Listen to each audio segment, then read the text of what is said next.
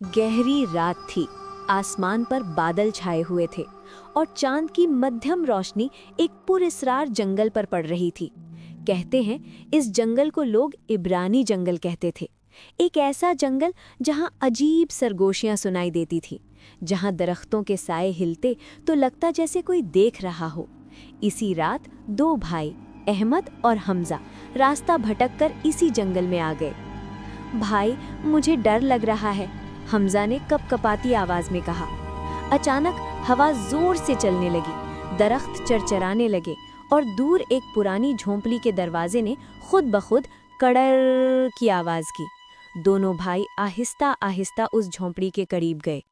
अंदर अंधेरा था, सिर्फ एक सबसी रोशनी जल रही थी। अचानक एक खौफनाक सी आवाज गूंजी, हा हा हा, कौन आया है मेरे जंगल में?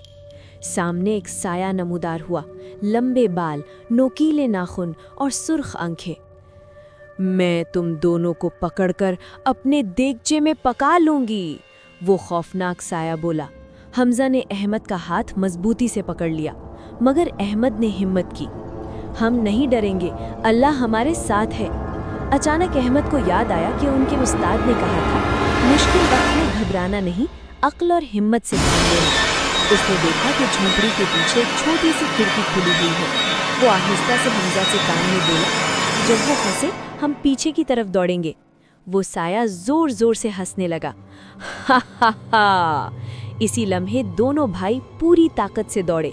दरवाजा जोर से बंद हुआ, हवा और तेज चलने लगी, मगर दोनों भाई बगैर पीछे देखे भागते रहे। आखिरकार उन्हें दूर से चांद की रोशनी में एक रास्ता दिखाई दिया। वो जंगल से बाहर निकल आए थे। सुबह की रोशनी फैल चुकी थी, परिंदे चहचहा रहे थे। हमजा ने मुस्कुराकर कहा, भाई हम बच गए। अहमद ने आसमान की तरफ देखा। हिम्मत और ईमान कभी हमें हारने नहीं देते। और यूं इब्रानी जंगल का खौफ उनके लिए एक सबक बन गया।